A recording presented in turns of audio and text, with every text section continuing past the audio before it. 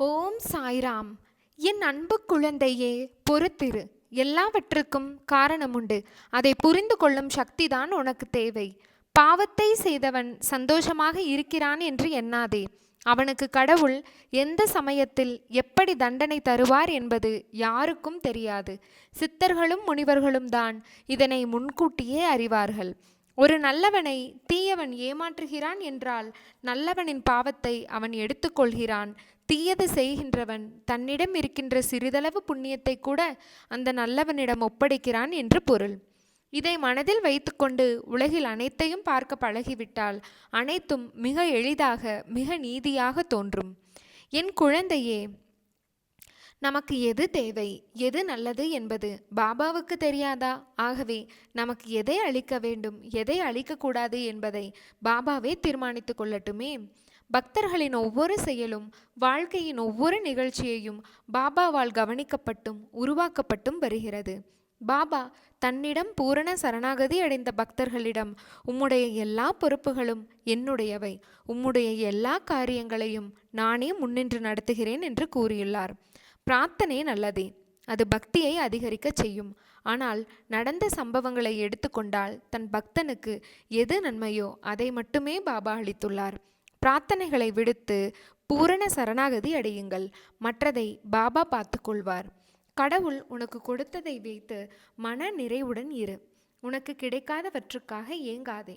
இன்பம் துன்பம் எது வந்தாலும் இரண்டுமே கடவுளின் கொடை என நினைத்து சாட்சியாக அனுபவி.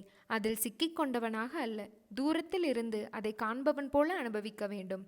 இதே போலதான் பாராட்டோ இகழ்ச்சியோ நிந்தனை செய்யப்படுவதோ அவமதிக்கப்படுவதோ எதுவாக இருந்தாலும் அது கடவுளால் வருவதாக நினைத்து செயல்படு.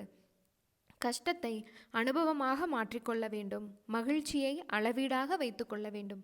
நிந்தனை செய்யப்படும் போது யோசி, புகழப்படும் போது எச்சரிக்கையாக இரு. இதை செய்தால் வெற்றி பெறலாம். கடவுள் கொடுக்க நினைக்கிறார், கர்மா தடுத்து விடுகிறது. கர்ம வினையை கரைக்க கடவுள் காட்டும் வழிகளில் முக்கியமானவை 2: நாம ஜபம், அன்னதானம். இந்த 2ஐயும் செய், பலன் தானாக கிடைக்கும். பணம் இருந்தும் ஆடம்பரமின்றி வாழ வேண்டும். என் குழந்தையே, யார் உனக்கு துன்பத்தை கொடுத்தாரோ அவர் இன்றைக்கு நிச்சயம் நன்றாக இருப்பதை போன்ற தோற்றம் உனக்கு தெரியும். கெட்டதை செய்கின்ற அனைவரும் நன்றாக இருக்கிறார்கள். நல்லதை செய்கின்ற நாங்கள் ஏன் இவ்வளவு கஷ்டப்பட வேண்டும் என எரிச்சலோ கவலையோ படாதே. அவர்கள் காலையில் பூத்து மாலையில் வாடும் பூவை போன்றவர்கள். இப்போது உள்ள மேன்மையிலிருந்து விரைந்து கீழே தள்ளப்படுவார்கள். ஆனால் நீயோ விருட்சத்தை போன்றவர். நீ ஆழ வேரூன்றி நிற்பாய். அநேகம் பேர் உன்னை ஏமாற்ற வந்தாலும் அயர்ந்து போகாதே. எத்தனை இழப்புகள் வந்தாலும் சோர்ந்து போகாதே. நான் ஆழமாக வேர் விட்டிருக்கும் விருட்சம் என்று சொல்லிக்கொள். நீ மலர்கள் மட்டுமல்ல, கனிகளையும் தருவாய். அதன் மூலம் வருகிற நன்மை பலருக்கு பயனாக இருக்கும்.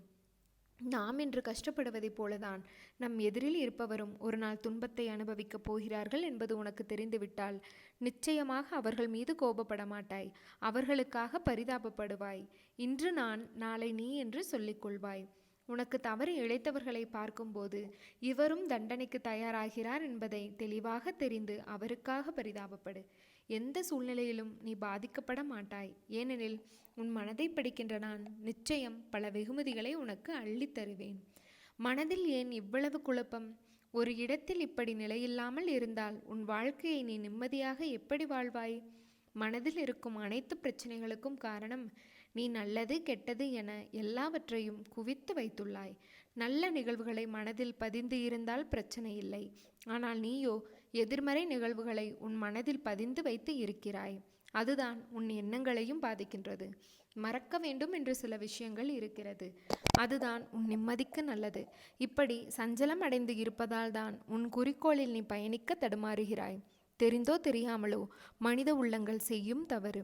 அதற்கு அவர்கள் சில நிகழ்வுகளை சந்தித்துத்தான் ஆக வேண்டும். அதற்காக பயந்து உன் வெற்றியை நோக்கிய குறிக்கோளில் இப்படி தடுமாறுகிறாயே. வழி என்றவுடன் சாயென்றே உச்சரிக்க சொல்லி வழியை தாண்டி வருகிறாய். அதே போலவேதான் சஞ்சலமான நிலையும் உன் நிம்மதிக்கு தரும் வழிதானே. அதில் ஏன் என் பெயரை சொல்ல உன் நாவு வரவில்லை? துன்பத்தை கண்டு எவ்வளவு தூரம் ஓடுவாய்? ஒரு நாள் ஒரு இடத்தில் நின்றுதான் ஆக வேண்டும். அந்த தருணத்தில் துன்பம் உன் கழுத்தை நெரிக்கும் போது திணறுவாய்.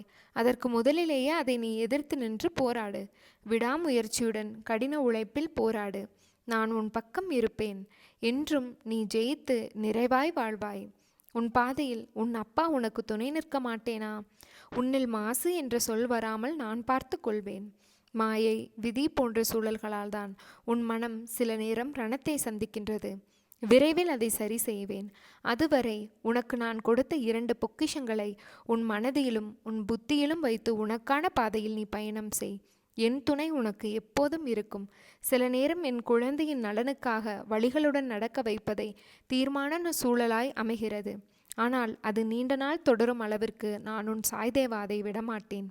நீ உன்னில் பார்க்கும் அனைத்துமாய் அகிலத்தின் ரூபமாய் உனக்கு நான் இருப்பேன். நீ ஜெயமாக நல்ல ஆரோக்கியத்துடன் எல்லா செல்வ வளங்களையும் பெற்று சீரும் சிறப்புமாக வாழ்வாய். வாழ்க்கையில் நீ ஓடும் இடமெல்லாம் துன்பமும் கஷ்டமும் அவமானமும் உன்னை நிழல் போல் தொடர்ந்த காலம் உனக்கு இப்போது கடந்த காலமாக போகிறது. வெளிச்சம் என்ற நிகழ்காலத்தில் நீ பேரொளியாய் ஜொலிப்பாய். நீ வெற்றி பெறுவதற்கு என்ன விஷயங்களையெல்லாம் விட்டு கொடுத்தாய்? நீ சந்தித்த துன்பம், நம்பி உன்னை ஏமாற்றிய நபர்கள், சூழ்நிலை என அனைத்தும் உன்னை சூறாவளியாக சூழ்ந்த போதும் அதற்கு எதிராக போராடி மேலோங்கி நின்றாய். என்னை கேவலமாக பேசியவர்கள் முன் நான் வாழ்ந்து காட்ட மாட்டேனா என்று நீ ஏங்கிக் கொண்டு இருக்கிறாய். கவலை கொள்ளாதே. சத்தியத்திற்கும் இந்த சாயப்பாவிற்கும் கட்டுப்பட்டு நேர்மையுடன் இருக்கும் நீ நிச்சயம் தடைகளை தகர்த்து வெற்றியடைவாய். இந்த உலகில் சிலர் எப்பொழுதும் மற்றவர்களை காயப்படுத்தி கொண்டுதான் இருப்பார்கள். அதைதான் அவர்கள் உனக்கும் இழைக்கிறார்கள். எனவே அச்சொற்களுக்காக நீ வருந்தாதே. மன தைரியத்தோடு நீ உன் கடமைகளை செய். உன்னுடைய ஆற்றலை தேவையற்ற இவர்களிடம் வீணாக்காதே. இதுவரை உன் மனதில் இருந்த வலி, துக்கம், தோல்விகளால் மனம் வெறுத்து போய் பரிதவித்தது எல்லாம் முடிவுறும். உன் உழைப்பிற்கு ஏற்ற பலன் கிடைக்கும்.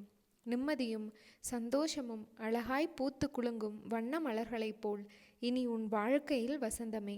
உன்னை ஏளனமாக பார்த்து நகைத்தவர்கள் முன்னிலையில் கொடியாக நீ உயர்ந்து நிற்கும் காலம் வெகு தூரத்தில் இல்லை. என் குழந்தையின் நல்வாழ்வே எனக்கு மகிழ்ச்சியை தரும். நீ நிச்சயம் தடைகளை தகர்த்து வெற்றி அடைவாய். நான் அடைய வைப்பேன். நீ ஜெயமாக நல்ல ஆரோக்கியத்துடன் எல்லா செல்வ வளங்களையும் பெற்று சீரும் சிறப்புமாய் வாழ்வாய். கவலைப்படாதே, நான் இருக்கிறேன்.